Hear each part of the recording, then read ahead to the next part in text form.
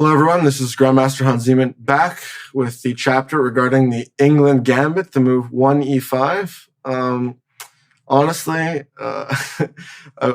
including this in the course, I think is giving way too much respect to the opening because, in all honesty, I would feel quite comfortable leaving it out and just leaving you guys to fend for yourselves. But in lifetime repertoire fashion, it should be included. Because I did include the Dutch, right? So, the Englund Gambit, I think, is more of a meme opening than a serious opening, to be fully honest. And anyways, so, e5, you take the pawn. And there are a few moves here, right? So you can go knight c6. You can also go d6. But, the d6 first, we're going to transpose. Because after knight c6, knight f3, I've considered d6. So we can consider this the starting position in the Englund Gambit, where our opponents sort of start to deviate. The most popular move, queen to e7. Of course, bringing the queen out to take the pawn, very logical. And in this case, we're going to play bishop g5. And after queen to b4, we're going to play knight to c3. We're going to happily sacrifice this pawn. I think it's always a bad sign where our opponents are chasing the b2 pawn. Now we retreat, and in this case, there's this famous sort of position after bishop b4, rook b1, queen c3, sacrificing the queen for two pieces and a pawn. And, again, the elitist grandmaster in me wanted to just completely ignore this because it's just, you're down a queen. In the classical game, I would hope this would never happen, but I'll show you a few ways to make quick work of your opponent. For example, if knight e5, you play rook to b3, bishop a5, we actually have queen a1, a really nice move lining up a discovery here. The point being that if d6, we have f4, and wherever the knight moves, we're going to take on g7. Let's say f6, we go rook b5, and if bishop b6 we take, sacrificing the exchange just to open things up. The king is forced to go to f8. Then we're going to be up a queen just for a knight and a rook. I think. Wait, can I count? Sorry, yeah, two pieces. Yeah, so they have a bishop and a rook for a queen, and the king is totally open. Yeah, I think it's the position speaks for itself. That's all I'll say. Okay, there's also bishop takes e5 and a nice way to play g3, bishop g2, castles, and you're up a queen. Yeah, you're up a queen. Yep, the bishop is quite nice. The bishop sort of stuck on c8 to the this pawn. Again, you're up material. You trade pieces. You liquidate. You simplify things because you have an extra queen, and your opponent doesn't have a queen. So it's as simple as that. I will cover sort of queen a3 is another way to play, but again, knight to d5, you take. Bishop a5 is also possible. Let's just say takes first. Now the king is forced to go to d8. And the fact that people play this and still somehow haven't quit chess yet is an illusion to me. As highlighted with the arrows, you've got knight g5, e4, bishop c4. The king is on d8. The material is equal. It's like we're not even, we have this pawn on e5, which is extremely strong. The b pawn, who cares? The rook on b7, b1 is great, putting pressure on b7. So we're not down a pawn. Our opponent should just resign out of respect. Okay, there's obviously bishop a5. We play e4, knight e7, bishop e2. And again, we're just going to castle and be like, okay, queen on a3. What's that going to, what are you going to do with the queen on a3?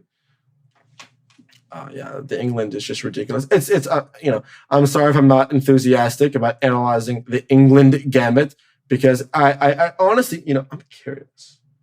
I'm gonna do a little impromptu Google search. Who has made a course on the Englund Gambit? I would honestly just like to just shout them out personally. This is not like scripted or anything. Ending the Englund Gambit. Oh my God, I love it. Okay, can we have a shout out to Indrek R? Ending the Englund Gambit. Oh my God, this guy's great. This guy's great. Okay, thankfully there isn't a lifetime repertoire on the Englund Gambit because if there was, I would personally mention them and go to their comment section and link my course in the bio. So, okay, pawn chasing, not going to go well. So let's say our opponents try to go for d6. We have the nice move bishop to g5 here, saying, okay, I will take this pawn on d6, but first I want you to make a decision. You can go to d7, then I'll happily take, and now you've lost all the initiative. I'm going to develop very easily. e3, bishop e2, castles. Or you can play f6, which is sort of contrary to your original plan, right? Because if not, why not play f6 immediately? So d6, f6, takes, e3, bishop e7. We've got a few ways to develop here. Bishop e2, knight c3, castles, bishop e2, castle, f5, castles. We're up a pawn. They've got zero compensation. We up a pawn with the compensation. This is ridiculous if you play this, right? Knight d4 is an idea. I feel stupid even going into this. I feel like my Grandmaster title is going to be revoked for making a chessable course and analyzing the Englund Gambit. So in this case, bishop g5 is an important thing. Let's say they go d5, trying to provoke us to the little en passant. Pronunciation was quite nice. So we just go bishop f4, and the only thing you need to remember here is that at any point, do they try to just need to solidify this pawn. Once this pawn is solidified, then we have a free pawn, and it's a strong pawn at that. Let's say knight g7, e3 back. Let's say bishop g4. I think simply bishop to e2, right? If you take and try to take this pawn, d5 hangs. So we're protecting the pawn. Once the pawn's protected, we finish development. GG, right? Free pawn, and it's not even it's like a central pawn, right?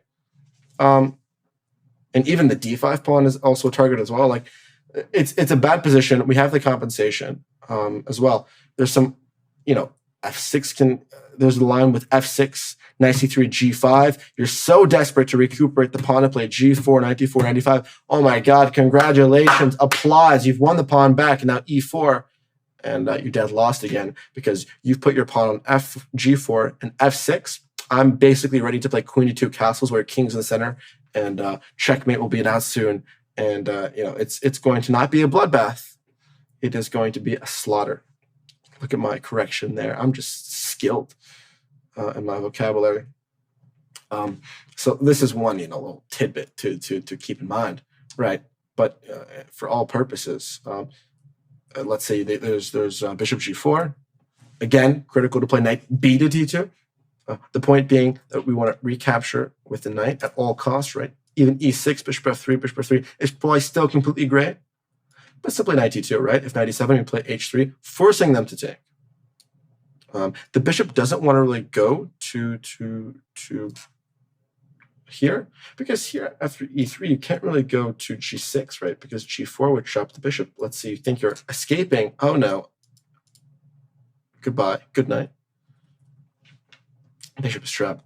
So if you recapture, right, or go back to e6, we simply play e3, bishop h2, bishop e2, castles, and up a free pawn. What else do I need to tell you guys to just move on to the next chapters? Let me I just want to make sure that no one has any fear, right, of such an opening. Knight e7 is also possible. Yet again, we go bishop f4, bishop g3. Everything's safe, everything's solid, everything's protected. I suppose queen e7 is possible, but this is where we go knight c3, takes, knight d5. The only way to hold on to the e5 knight and e7 pawn is queen g6. Now we play queen d4, another move, continuing initiative, f6, the only way to protect it, and now we simply play castles. Sorry. And now,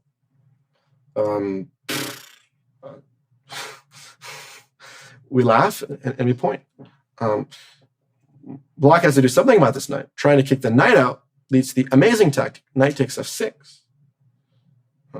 If you take back with a queen, bishop takes on e5. If you take back with a pawn, we take on d6, bishop takes.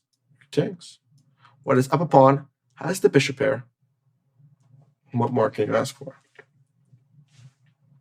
So in this case, that's just not going to work out with knight e7. And again, if you simply just develop, right, as I mentioned, we're up a full pawn and it's a central pawn.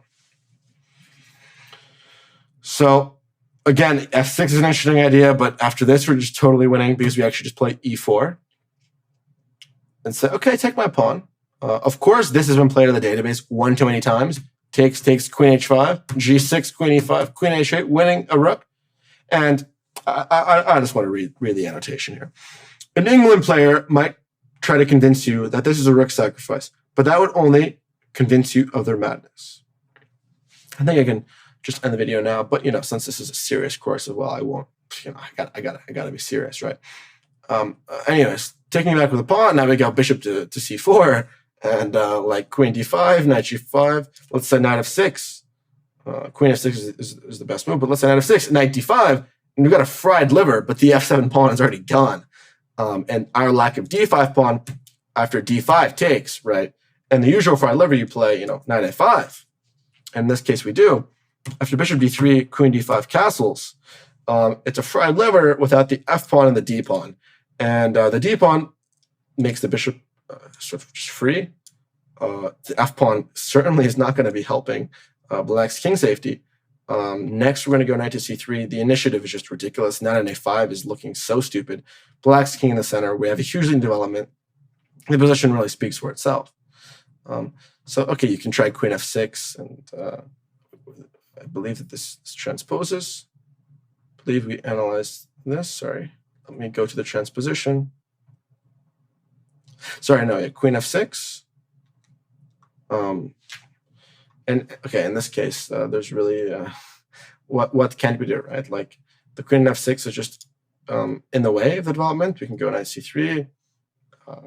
It's like like what can you really do, right? Like, okay, knight d5 is coming next. If you go knight e7, maybe you can even go knight g5. You can go bishop g5. You can go knight b5. Like, to me, the simplest seems knight b5, forcing king d8, then knight g5. You're gonna get like the double whammy of both forks coming together. Yeah, so forgive me for saying queen f6 was the best move. So in this case, right, we've covered sort of the critical places here, right? So obviously, your fully degenerate Amon Hamilton fans might go for this queen sacrifice, trying to be cool. I think we've cleared that that's not serious.